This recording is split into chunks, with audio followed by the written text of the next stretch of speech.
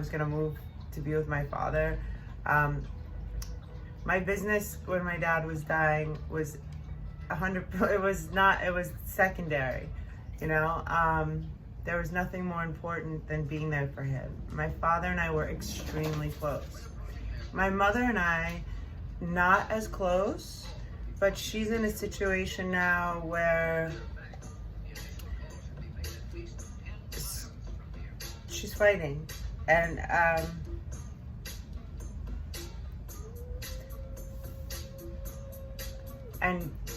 we're getting strong together. So that's what I'll say. But it's a lot of really basic stuff for her have been ignored for a long time, and so that's resulted in a situation that's like, it's just like whack-a-mole, putting the fires out that her fragile body can handle at this point. So tips that I have: call the hospital every day, even if you can't get there, even twice a day. Get to know the nurses' names. It's the most important thing. Not only do they appreciate it and appreciate being recognized, but it creates a different experience for your mom. Plus everybody, like for example, my mom just she had an emergency surgery 2 weeks ago, and then went back to her assisted living facility that doesn't have the ability to offer IV hydration, skilled, rehab therapy. Plus with COVID, people can't really come in. She was not looking well, and I had a doctor go there. I said there was a nurse that went and said she was dehydrated, and that's been an Achilles heel for her. She was hospitalized 3 times in 1 year for dehydration. And so I said, listen, if you don't go there tonight and let me know she's okay, or I was like, here are the 2 options. You get an IV there to her tonight at the assisted living, please. You need to be nice. You don't get anywhere with, I had 9 people fired from my dad's facility. They were leaving him in his feces for 3 hours. A bunch of them weren't even certified, or their certifications had expired. They were overfilling my dad's feeding tube, putting him in smaller wheelchairs. Like, sick shit can happen. That was a very unfortunate place, thank God. My mom's in a great place right now in Woodland Hills. But so she needed to be moved to a skilled, like the hospice people came, but she needed to be moved to a bumped up facility.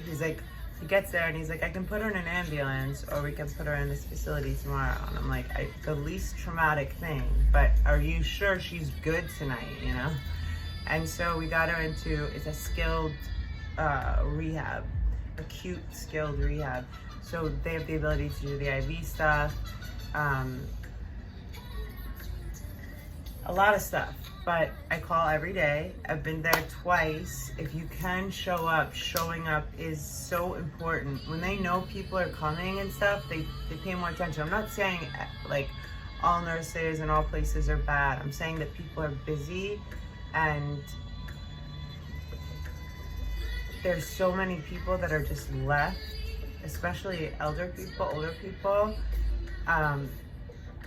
It's not a criticism. It's just they take notice. I've noticed this with my mom and my dad in 4 different cities. They take notice when people are showing up for people. And also, to make it very clear that this is not a criticism, that's when your angels show up, man. That's when your team shows up. Like, that's when people pop out of the woodwork, like these gems of nurses, of doctors, of healthcare workers in every capacity, and just blow your mind with the chills, like how much they actually care about human beings. And you want those people on your side, and you want them, as much as you can get them to be with your parents. If you can't be in the same city, and I'm talking about a parent that's like not just chill, they're in duress. So my mom's getting stronger, but she was not doing well last week at all. And we're just gonna keep getting stronger, but we've got a lot of stuff to go through as soon as we can get her strong. Like, her muscles went from something that's beyond atrophy, like it starts with a D, I believe. I think she's giving up.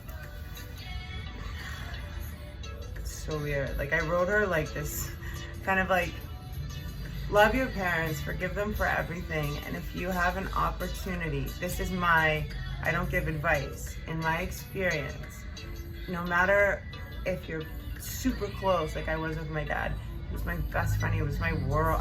It's only in this last year I can really like say my dad passed away without crying, like navigate this world and feel him still, like I've figured out my own thing. But so this is for parents like in critical condition. If you can't be in the same city, I know traveling is different now. I used to leave if I was going to be flying. I flew to Savannah 38 times from Los Angeles in 2 years. I would, every single time, see you guys tomorrow. I wouldn't tell them when I was showing up.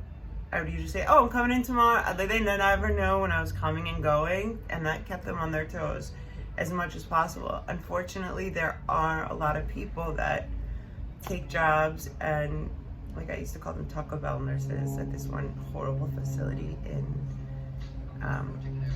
Statesboro, fucking Georgia. But, you know, they did not care. And not only that, they were like malevolent, like sick. Like, they stole stuff from my dad's room and probably everyone else's room. You know, they constantly did things that were just like intentionally cruel. They're all carrying grudges and chips on their shoulders. So that's not, and unfortunately that's any profession in life. So it's not gonna be, shut up already. It's not gonna be something that you can avoid in healthcare, and that's exactly what I'm talking about right now. So, so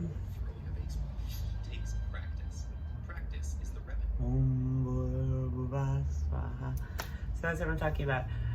Just like in any walk of life, there's going to be people that really don't care that much. Getting to know people's names, calling as much as you can, being there as much as you can, talking to the therapist. Like, if I'm really good at remembering names, because my father always taught me that. I always said hello. You knew the banker's name, you knew the checkout people's name, you knew the photo people's name, and I saw how they would light up.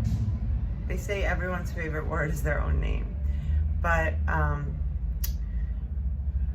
and also the most simple things can change everything. Like last night, my mom's nails hadn't been cut. They look like she's gonna enter like the Guinness Book of World Records or something, and so she needed her nails cut. I had somebody do anabasalt.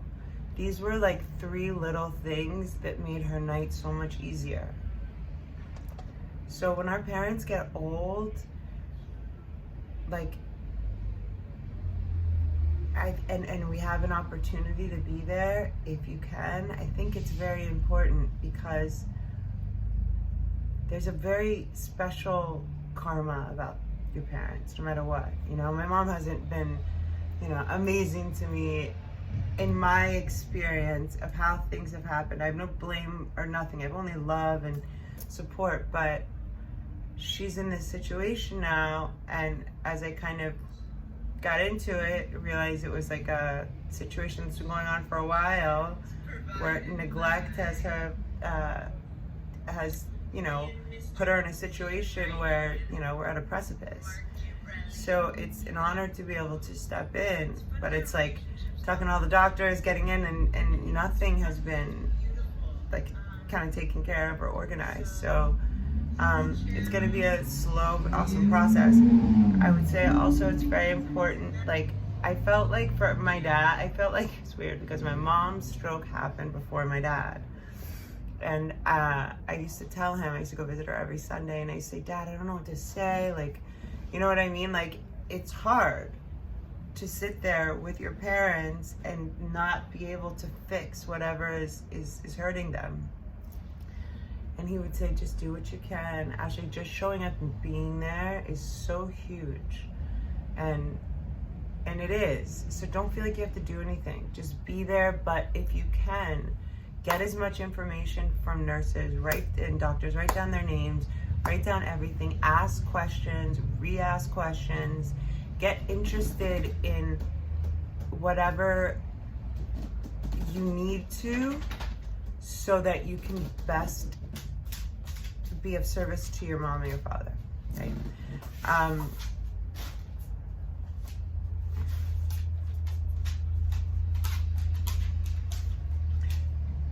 I felt with my dad, and after the first year, I was pretty much the only person showing up.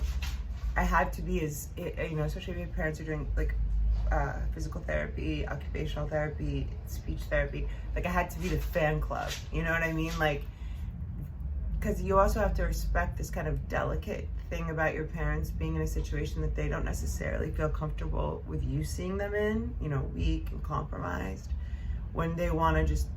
I think most parents are programmed to want to take care of their kids and love them. Like, for my father, for sure, he's like a big, dude that didn't like people doing things for him, like wiping his ass or anything like that. And, he didn't have control of part of his face, so he would have, like, dribble come out sometimes. Same thing with my mom. And it feels a little bit awkward. To make it as not awkward as possible has been helpful for me. Like, hey, you got a reputation to maintain. Let me get that schmutz off your face. Let me get that schmutz off your face. And, just being as present with love and intention, and knowing that it's, I think, one of the most special things and most important things that we can do in this experience is be present with our parents, with them through, with my father, he's in heaven through the end of his situation.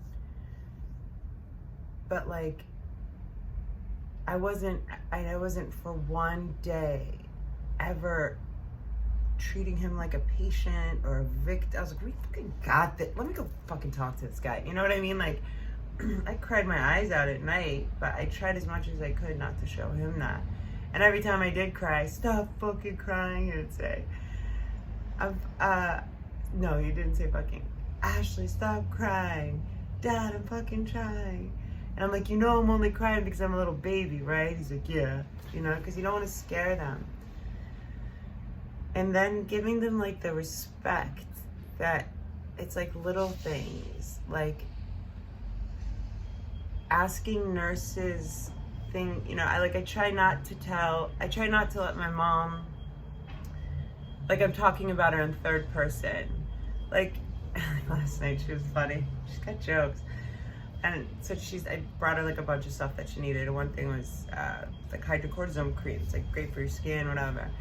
And I was like, yeah, Mom, you probably want that everywhere, right? Like, I'm respecting the nurse, respecting my mom, and just trying to be that neutral, helpful middle person that, the nurse can't read my mom's mind. My mom can't speak that well. And she goes, not everywhere. Like, I'm like, Mom, you probably want that everywhere. Like, letting her have her respond, oh no, I just want it on my arm or wherever. Well, not everywhere, but I remember she used to slap it everywhere. So, I don't know, I hope that was helpful. It's getting to the point where it's like 15 minutes, something. The main point is, any of the stuff that comes with it, which is a lot, there's nothing in life that prepares you for losing your parents or for caretaking for them. But I don't think there's anything in life that's more important and rewarding and that they feel.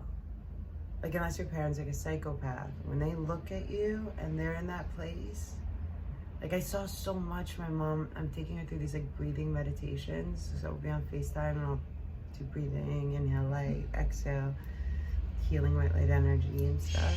And she likes it. She doesn't even really like to talk that much. I think that's one reason why. But even the talking, like, she reminded me of my dad in some ways, you know? Like, just that, like, when you're in that place where the veil is thin. And so just being that, like, supportive, I got you no matter what, and you're so fucking loved,